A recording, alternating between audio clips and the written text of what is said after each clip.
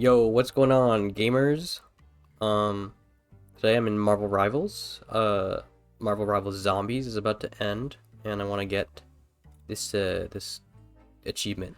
Anyways, I want to start uploading some low-effort content on this channel because I am bored.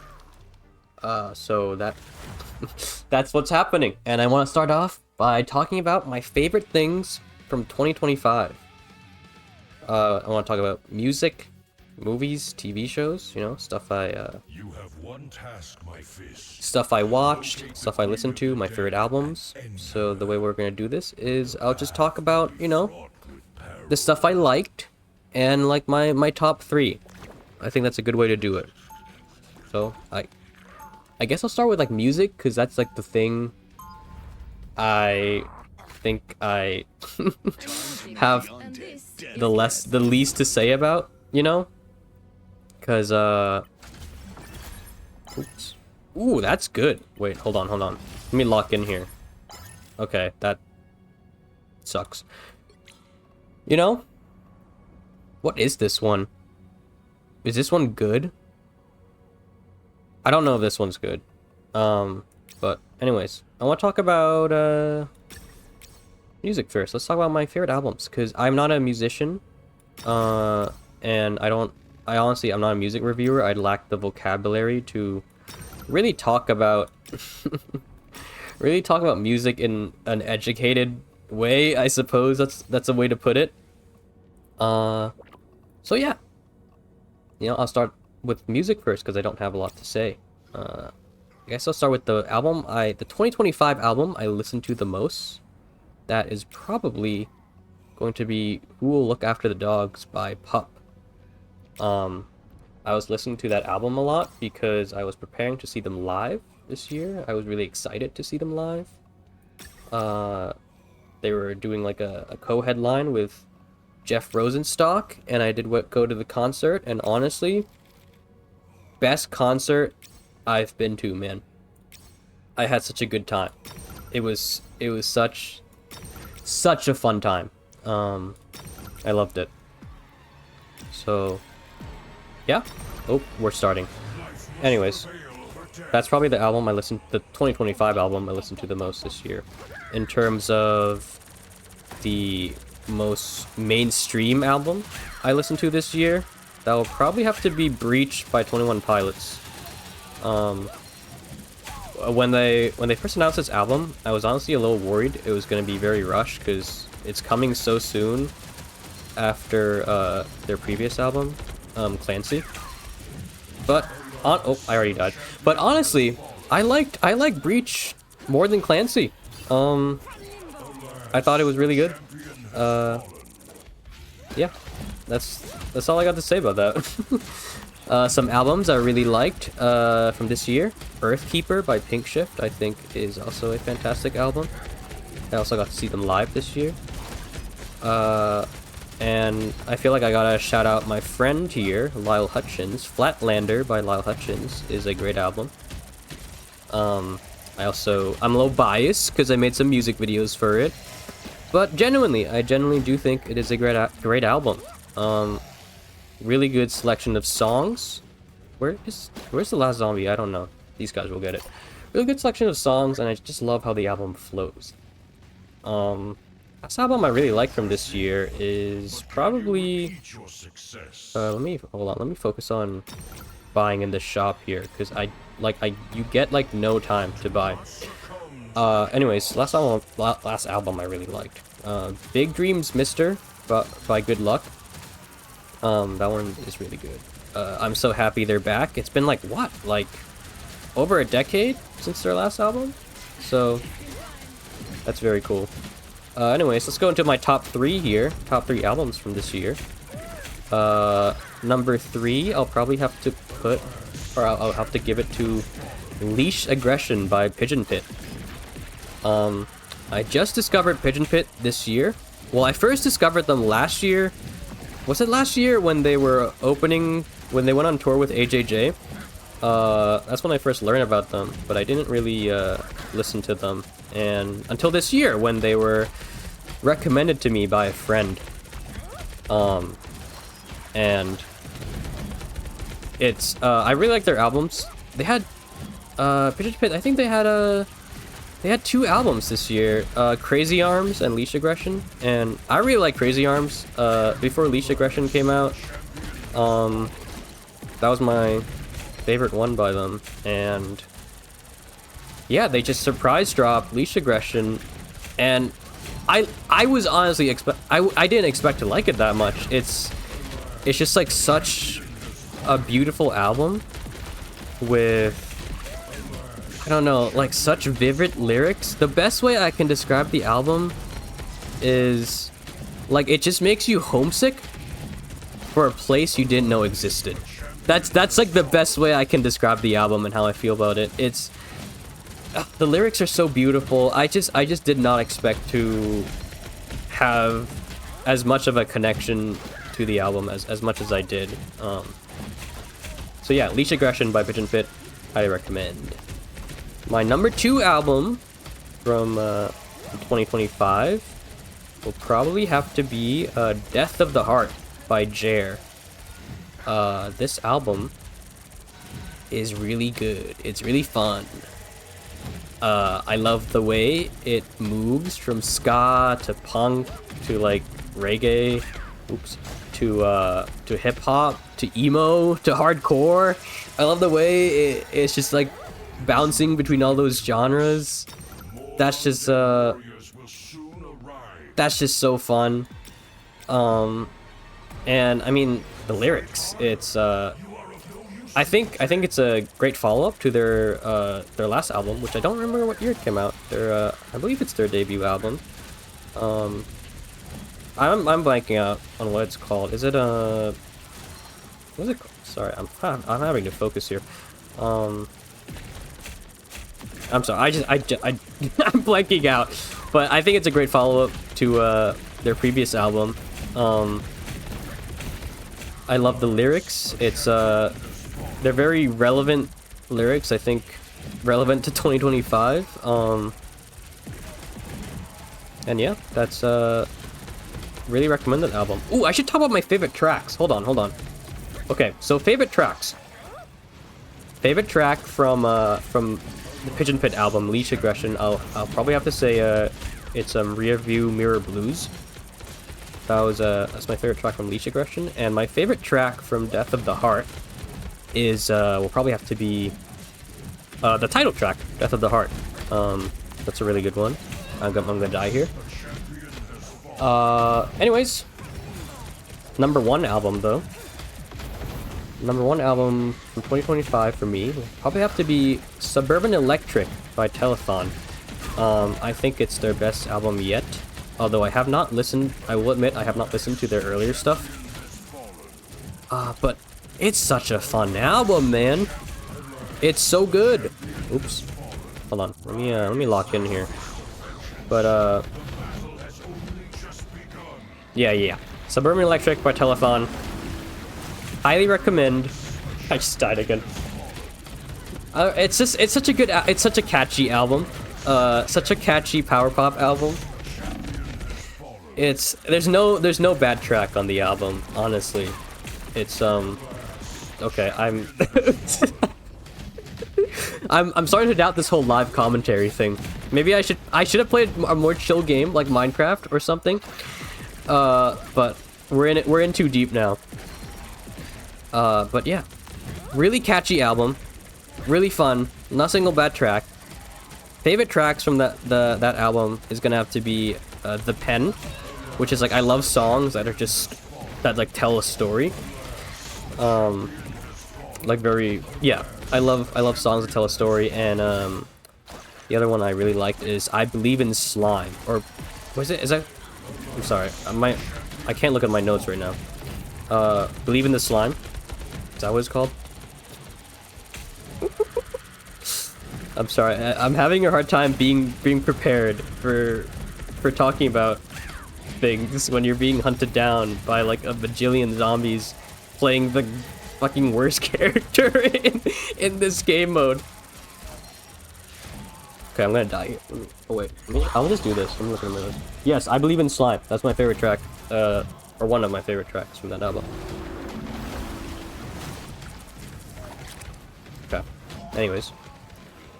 Anyways, that's all I have to say about music. Again, I'm not a musician. I'm not a music reviewer. I lack the vocabulary to, like, talk about music in an intelligent way.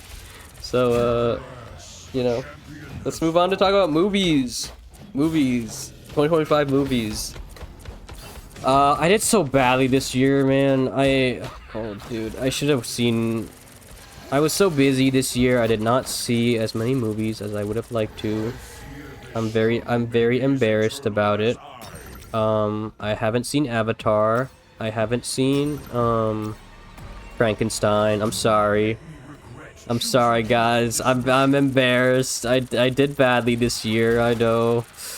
But anyways, I'll talk about the movies I did see in 2025. It was a great year for movies. I'll get into it more. I'll get into it more of just how good this year has been for movies. Okay. Yeah, I'll get into it. But let's start off with some movies I really liked. Marty Supreme, that just came out. Really fun movie. The best way I can describe Marty Supreme, it's like when you go to bed, right? And you just have a dream. And it's like a really entertaining dream. And after that dream, it just slowly transitions into another dream, which is also very entertaining, and it just keeps going. It just keeps going.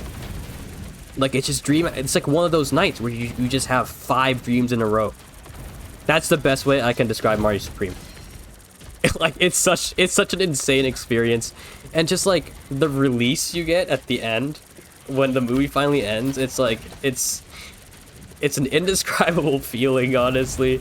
It's just like when you finally wake up from that dream, it's like, oh my god.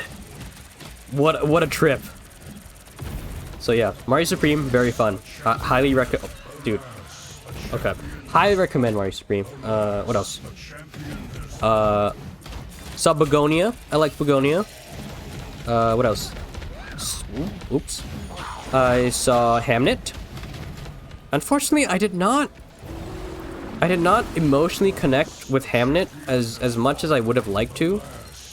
I don't want that to be I don't want to discourage you from, like, seeing the movie, though, because a lot of people in my theater did really connect with it. Like people were bawling their eyes out in the theater, man. Like half I would say more than half of the theater was just crying. And so yeah, definitely I check it out. The third act of Hamnet is phenomenal. That was my favorite part.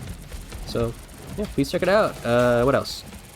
I don't really know if I want to mention this one, but yeah, Kill Bill, The Whole Bloody Affair. I know this cut has been around for a while, but I think this year was the first year it got like a wide theater release, right? So I guess I'll put it here. Kill Bill, The Whole Bloody Affair is a sick movie. It's so cool. I mean, listen. A lot of people have opinions on Quentin Tarantino, and Quentin Tarantino has opinions on a lot of people. You know, but I mean, I have to admit, man, he has the sauce. Quentin has the sauce, and this movie is just fucking sick. There's sequences in this movie that are just so fucking cool. And there's also sequences in this movie that are, I guess, like, they're Tarantino. You know, you can tell it's a Tarantino movie. So take that how you will. What else? Rian Johnson came back with Wake Up Dead Man, the third Knives Out movie, which I thought was excellent. 10 out of 10. I was locked in the whole time. I thought it was really fun.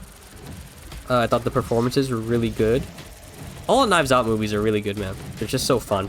And I hope he keeps making them. I was looking at my notes. Sorry.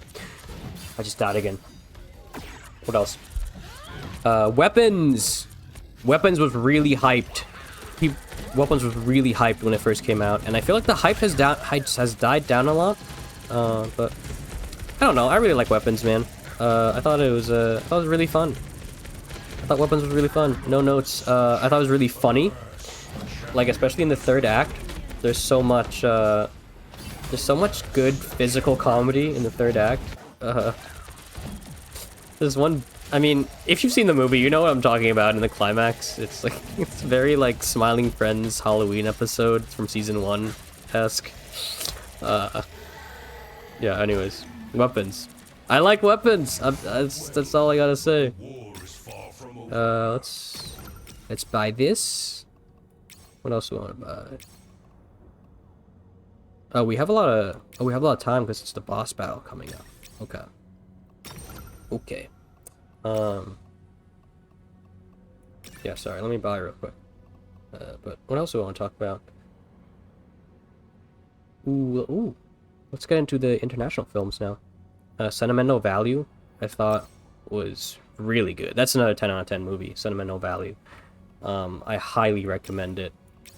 I love movies that are able to use locations in a way that like the locations of the scenes are an integral part to like the character arcs and the plot and the themes, and it's just, I always admire when movies do that. So sorry, I just have to be focused on buying this stupid stuff because they give you so little time to buy this. But yeah, Sentimental Value and Skarsgård, man. Stellan Skarsgård. What a year for him. Really liked his performance in Sentimental Value. I think it's probably one of his best performances, if not best. And yeah, it's so funny because I watched this movie like the day after I watched Hamnet, and I feel like both movies have very similar themes. Like, there's a lot of overlapping themes. It's not to say the two movies are like similar, you know? They're definitely different movies, but there's definitely a lot of overlapping themes. And yeah, really love Sentimental Value. I think it's shot really well. Great performances. And I'm hoping it will sweep some awards. What else do I want to talk about? Oh, It Was Just an Accident. That's a really good movie. I don't have much to say about this movie. Other than the ending, man. I'm still thinking about the ending. It's still stuck in my mind. Fantastic movie. Please go watch it. Anyways, I mean, this year, again, let's talk about it. This year has been so good. Has been such a good year for movies. And listen, if you like movies, every year is a good year for movies, right? If you like movies. But this year is just on another level, man. Like, Sentimental Value, 10 out of 10 movie. And we haven't even gotten to like my top movies yet. So let's start. Sinners. Sinners, when I first watched it, I thought, you know, 10 out of 10 movie. I love Sinners. And guess what? My opinion on Sinners has not changed. I still think Sinners is fantastic. I still think Sinners is a 10 out of 10. And it was honestly my favorite movie for like the whole like eight months of the year. Sinners was like my favorite movie. And guess what? Guess what? Sinners? It's not even in my top 3, man. And again, my opinions on it haven't changed. I still love Sinners.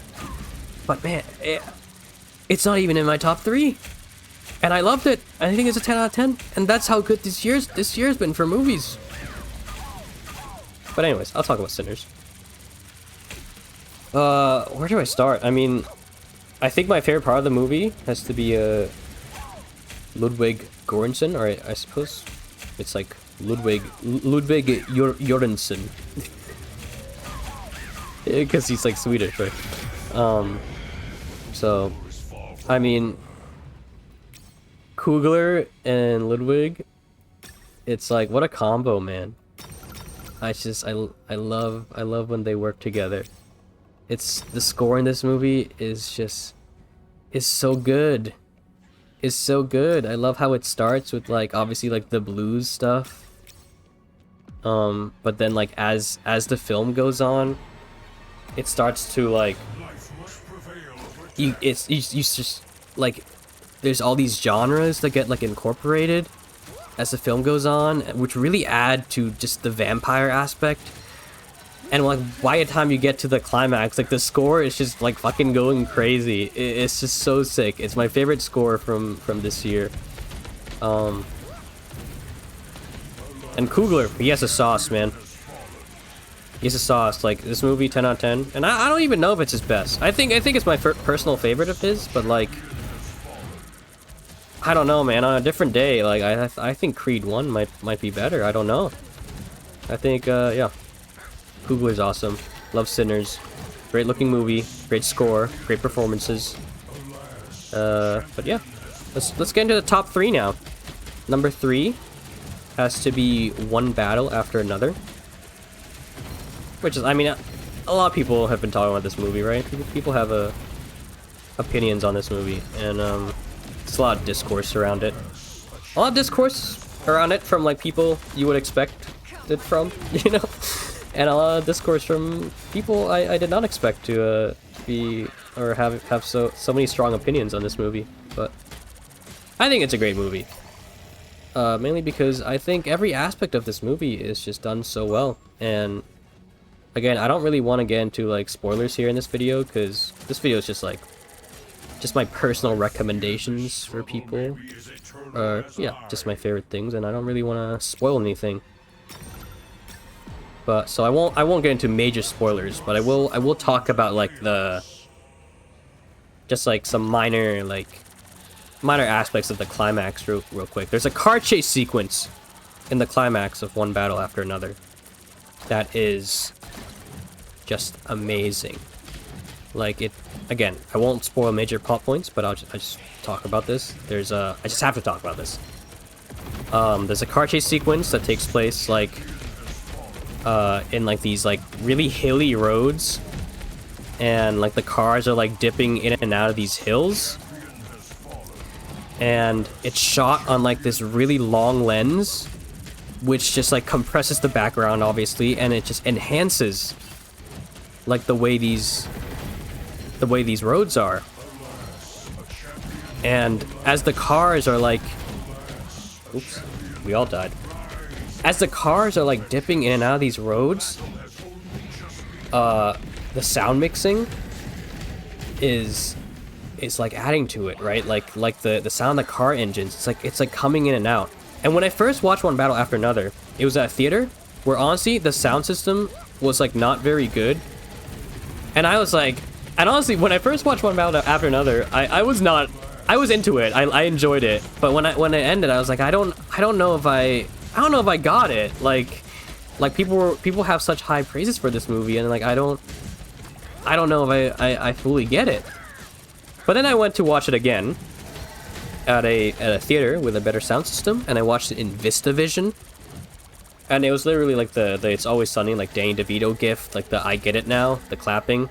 Like that was me at the end of my second watch. I was like, oh my god, I get it now. And honestly, it's just because the theater had a better like sound system, and I could appreciate the sound mix. So again, car chase sequence, right? Cars going in and out of like these hills, and the sound mixing of like the car engines, it's like dipping in and out, and it sounds like waves. Like it sounds like ocean waves, and that's so cool. And like you think about this previous line where like Benicio del Toro's character, Sensei, he tells Leo, like, I don't remember what the specific line is, but he's like, you know, ride it, man, like ocean waves. And like you think back to that line, right? And as these cars are like dipping in and out, and you have cars like appearing, because it's like a car chase sequence, like the score kicks in, and then the sound mixing, and it just enhances the setting, these hills. You start thinking about these waves, and it goes back to the writing. It's like every element of this film is like looping, and it's feeding into each other and into itself, and it's complementing each other in such like a every element of this film just complements each other, and not one element of this film overpowers the other, you know? Like the sound mixing supports the cinematography supports the setting, right?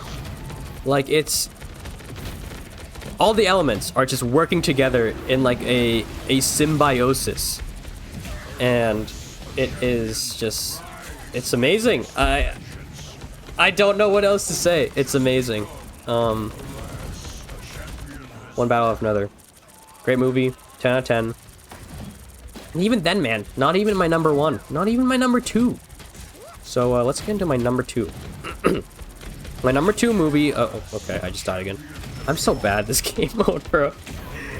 My number two movie of the year has to be No Other Choice from Park Chan-wook. This movie is the best way I can describe No Other Choice. It's like when you're watching someone play video games, right? And they're really good. Like they're like a really good esports player or something, and you're watching them, and you're like, holy shit! Like I don't even get how. I don't even get like what's going on. I don't even understand how it's possible for someone to be on this level. Like they are just operating on like another level that I cannot comprehend. That's that was my experience watching No Other Choice. It's the transitions in this movie, man. The transitions are insane. They're so good. There is no time to rest. I have to drink some water real quick. Sorry. Warriors will soon arrive. Do not succumb to the But dude, my jaw dropped like half the time, and like the other half, like I was grinning from ear to ear watching this movie. And I don't think that's ever happened to me before, watching a movie just like grinning from ear to ear. Like I'm not even exaggerating. Like I was sitting in the theater, I watched this on my own at like 10 p.m. And I was fucking sitting in the theater and just smiling. I was smiling the whole time like some dumbass. Because it's just so fantastic. The transitions, it just got me smiling. It's just Park Chan-wook, he's just operating on a whole nother level with this movie, man. It's fantastic. And the ending. It's my favorite ending from a movie in like probably in the last few years. It's an ending that like it wraps up the plot lines and the character arcs in such a satisfying way, but at the same time gives you so much dread for the future. Not for the future of the characters, but like for our future as a society. So many things to think about, so many emotions. And just the way it wraps up for the characters too, and the character work in this movie is so good. Every character is either interesting or likable, or both. It's like every time you see a character, you just want to see more of them. Like it, and there's so many fantastic scenes. The cinematography it's no one else is doing it like him, man. Especially the stuff with like phones, like phone screens and stuff. Like I feel like a lot of directors and filmmakers in general, they don't like putting phones in movies, because it's just like it's hard to shoot like screens, right, and make it look good. But in this movie, it's so well done, man. It's so well done. Such a fantastic movie. 10 out of 10. It's so much fun. So funny, so intense at times. I highly recommend this one. It's I think a lot of people I think a lot of people will like this movie. And I know a lot of people haven't seen it because Neon has not put it in that many theaters. I think it's a very oops, I did not mean to buy that upgrade. Fuck. But yeah, I would see it if you can. I know a lot of people are mad because they can't see it because it's not playing in their local theater, which is very unfortunate. But if you can see this movie, I highly recommend it. Okay, all my upgrades. Okay, let's get to my number one movie of the year now.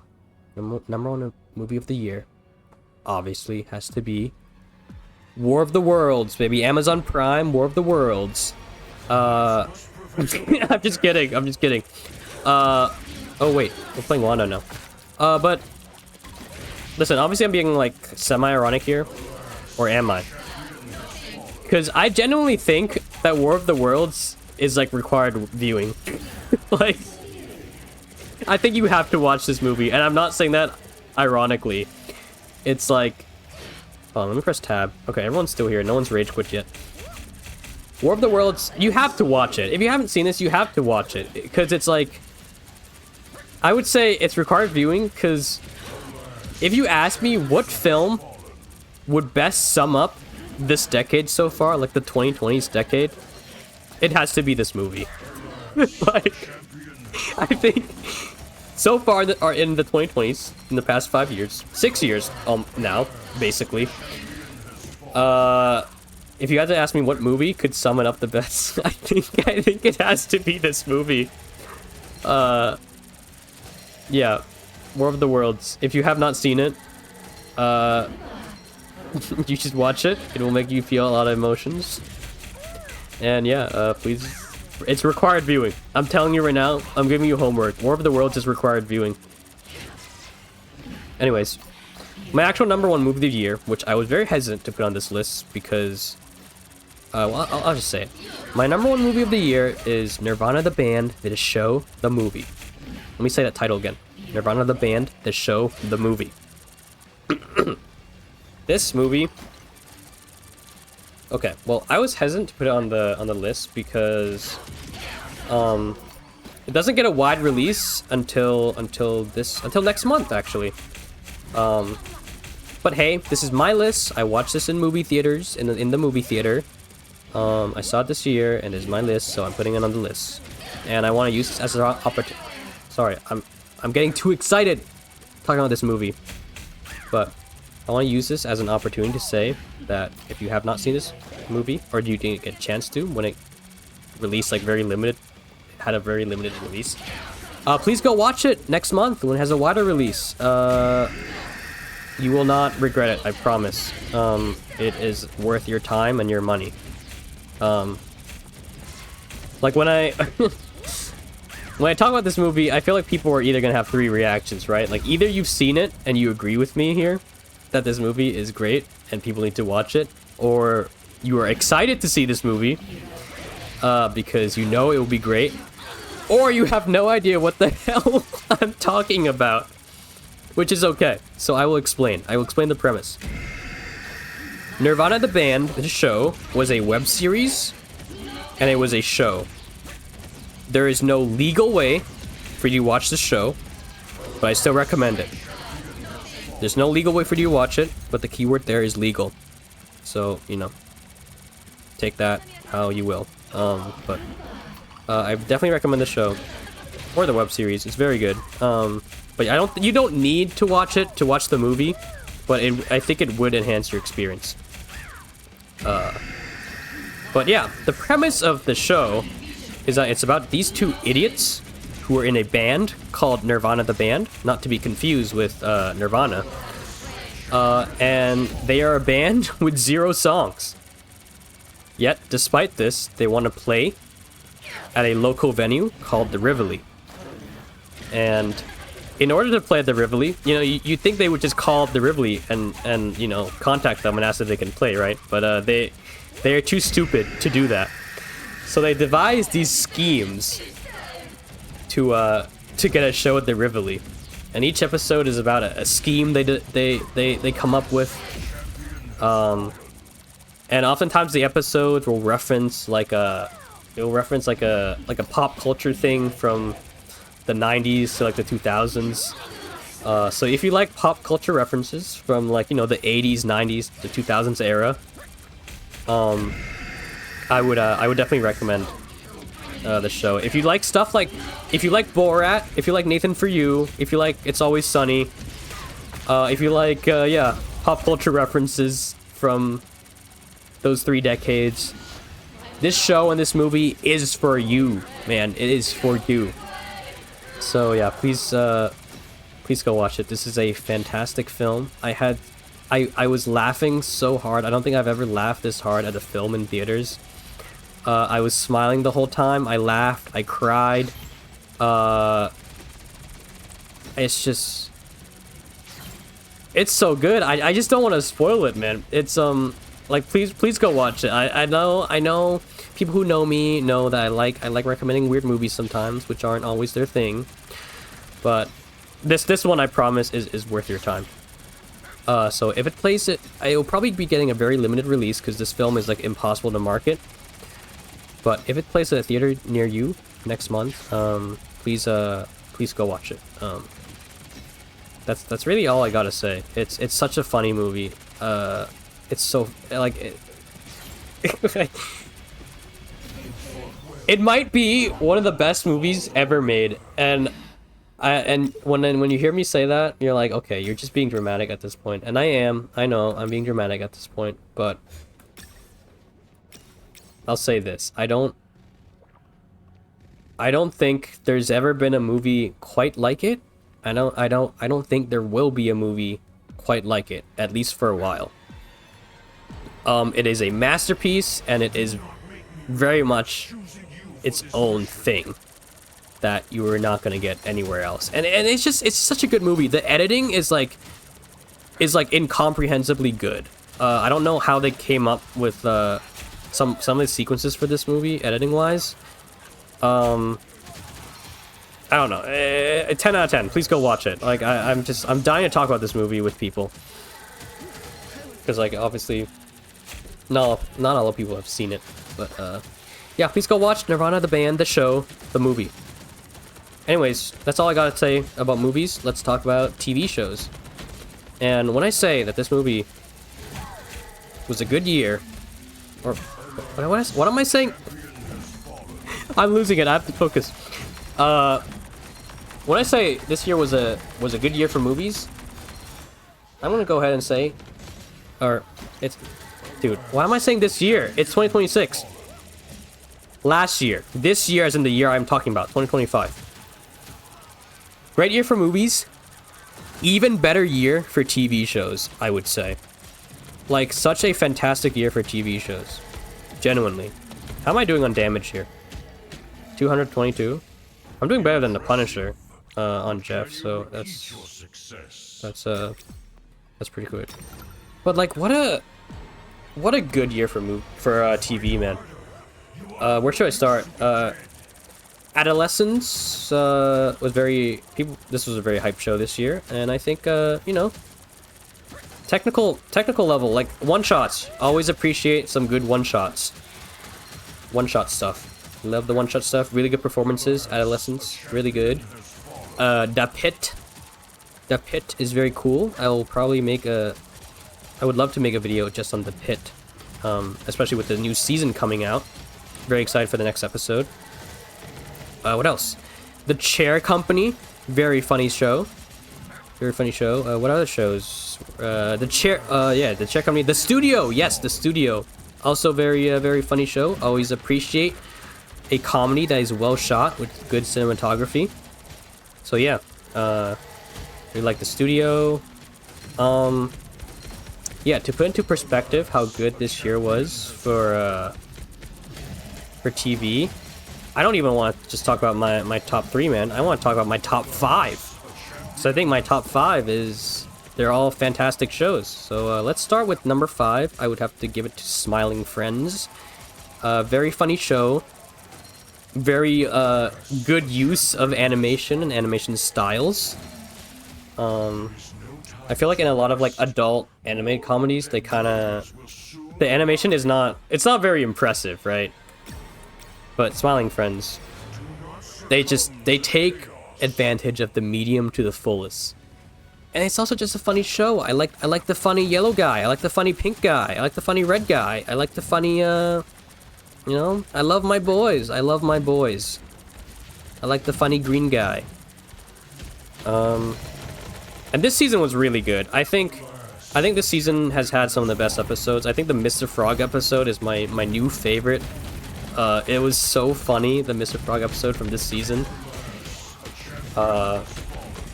Yeah, Smiling Friends. I don't have a lot to say about it. But very funny show. I liked it. Anyways, number 4 show for me this year has to be Severance.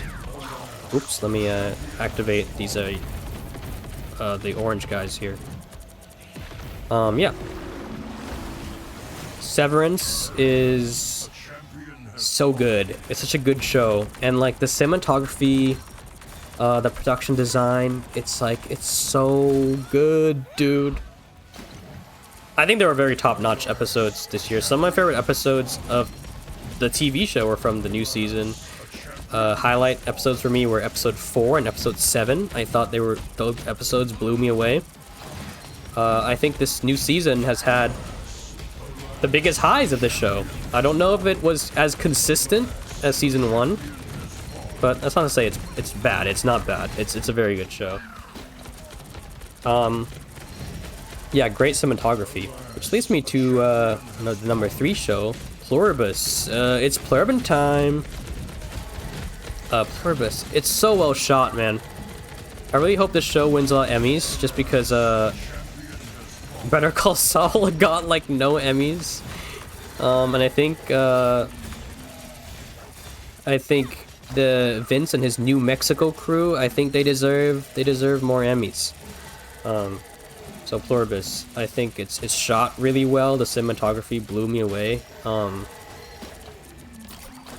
think there are like some shots, specifically the more like visual effects heavy ones that don't look quite as good, but that's honestly just because the rest of the show looks so good. And this show just has so much patience, you know? You just gotta love a show with patience, in terms of like setting things up and character arcs. All the performances are really good. There's a lot of good visual gags, you know, with the cinematography. So yeah, the crew, man, they gotta get a cinematography win for the Emmy. I'm so mad that Better Call Saul never won for cinematography. It's like it's actually criminal. What? That they did not win one. Okay, let me activate these orange guys here.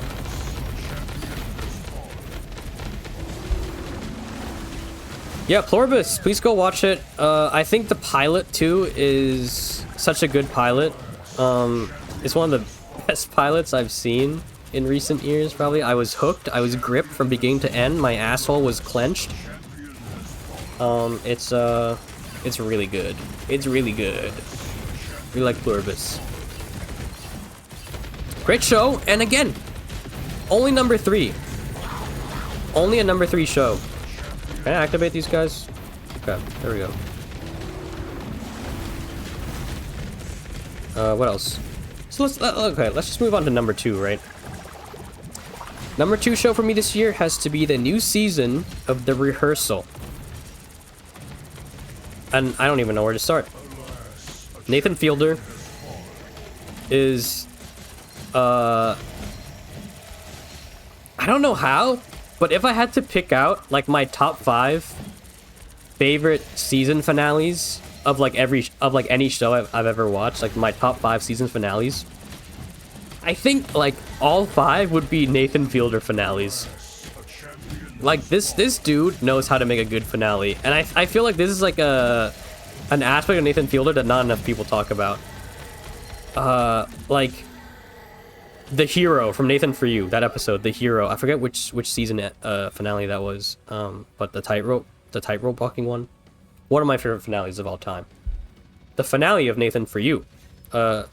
Finding Francis, is that what it's called? Finding Francis. One of my favorite finales of all time. The finale of The Curse, on Showtime might actually be my favorite finale of all time. And then the finale of The Rehearsal season 1 is it's so emotional. Like it's such an emotional finale. I love the finale of season 1, and I think the finale of The Rehearsal season 2 is even better. It actually blew me away. I was like, yeah, the same way I said, there's no other movie like Nirvana the band, the show, the movie. There is no other show like The Rehearsal. The new season is so good. It's so funny. It's so funny. It's so thought-provoking.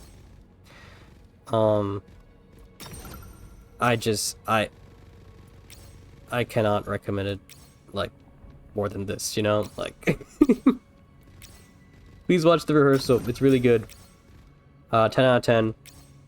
And even then, not even my number one. Not even my number one show of the year, which I should probably get to now. But I just want to focus on buying these cards. Because I only have 22 seconds and I have to spend 85 points here, which I probably cannot do in the next 16 seconds. Dude, can you just give me, like, actually good cards, please? I think I don't need that anymore.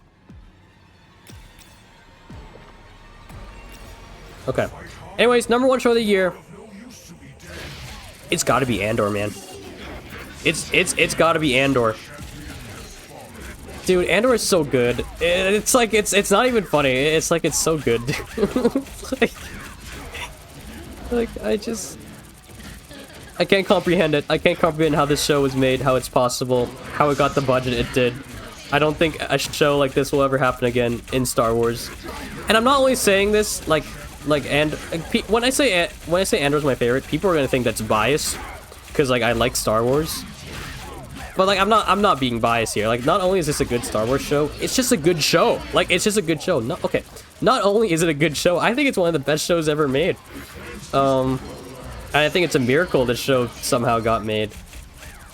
I think Star Wars has always, or one of the reasons Star Wars is successful is due to the way it incorporates history. Right, like George Lucas has talked about it extensively, about how, you know, certain historical events have inspired, like, certain aspects of the Star Wars universe. And I think Tony Gilroy, who made Andor, really really honored that, and he clearly did a lot of research for Andor, and that shows. And I'm not, that's not to say Andor is, like, the most complex piece of media ever made. It's still a Star Wars show, you know? It's not gonna be taught in colleges, I don't think. But, man, this show. It's just because there's so much historical research, I think, that went into it. And I think a lot of historical elements are, you know, like the whole saying of, like, history repeating itself, right? Political movements, like, throughout history, they resurface, and because of that, and because this show does a pretty decent job at, like, discussing, like, different political movements under fascism, I think this show will remain relevant for a long time. I think this show will be talked about for a long time, even when other shows this year kind of die down, and the hype for other shows from this year kind of die down. I think Andor will remain in conversations for a while. And not to mention the other stuff in this show is just fantastic. You know, I think one of the best things about the Star Wars universe is the production design. And the production design for Andor is really good. I think it was done by Luke Hall, right, who did Chernobyl. I don't know if Luke Hall did season 2. I'm not quite sure, but Luke Hall's work is fantastic. But I think the highlight of Andor is the performances, man. And obviously the writing is a big part, and you need good writing to have a good performance. Sometimes, not all the time, but it helps. And yeah, the performances, like, if I think Andor was snubbed the most in any department, it has to be the acting.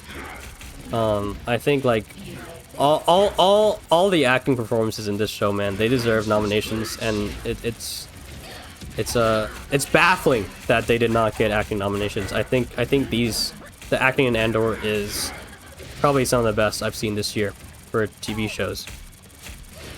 And the writing, man, is so good, and this show made me feel so many emotions.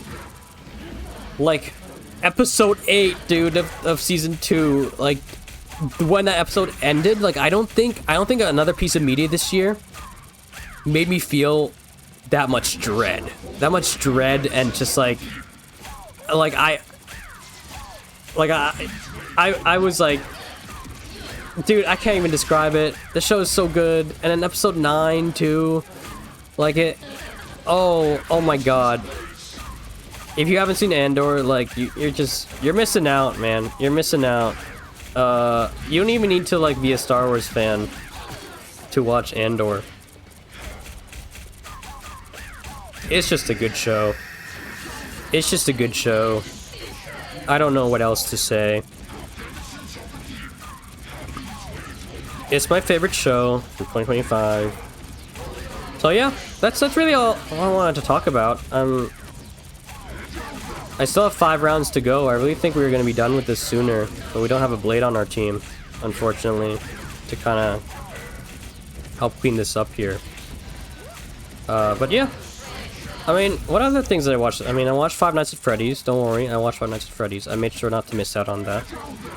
I like the puppet. Okay, FNAF fans, is it the puppet or is it the marionette? Or okay, are those 2 different characters? The puppet and the marionette?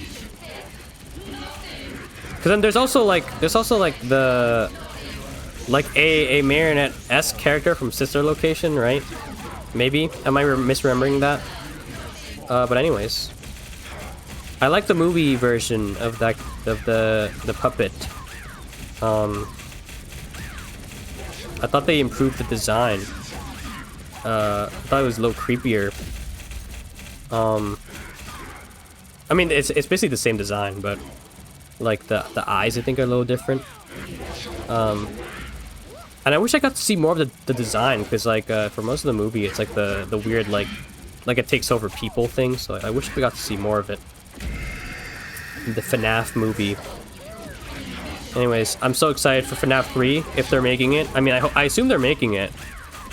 I hope they make like a bajillion more FNAF movies, you know? I hope it's like Fast and Furious, you know? Give me like give me like 10 FNAF movies. Oh man, what other things did I see this year? I don't know. Jurassic World. There was a new Jurassic World one. I thought it looked really good, the new Jurassic World. I think it was shot on like Kodak film, right?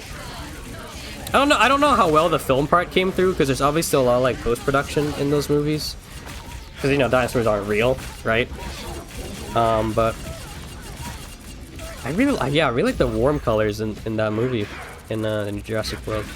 I definitely don't think it's Gareth Edwards' best movie. I definitely think he has stronger works. But yeah, I like dinosaurs. I like watching dinosaurs. I like seeing the T-Rex. I like seeing the Mosasaurus. I like the new Spinosaurus design. I love the new Spinosaurus design. I love the whole camouflage thing they're going for with the new Spinosaurus, and yeah, I like it. I like how it's a good balance. But yeah, new spinal design. I really like. I like that they're a little fat. There's like the little fat one. I don't know if you notice. I mean, I guess they're all like a little fat compared to like Jurassic Park 3. But like, I swear there was one Spinosaurus that was like a little fatter than the rest. What other movies? I mean, Fantastic Four. Oh yeah, Fantastic Four. It's clobbering time. I mean, I can't believe I haven't mentioned it, because I'm playing Marvel Rivals right now. But yeah, Fantastic Four. I love the 60s aesthetic in that movie. I wish they leaned more into it. You can tell with Fantastic Four that they cut a lot of stuff out in post-production. Like they cut a lot of scenes out, which is really unfortunate, because I feel like there would have been a lot of cool sequences in that movie that we didn't get to see.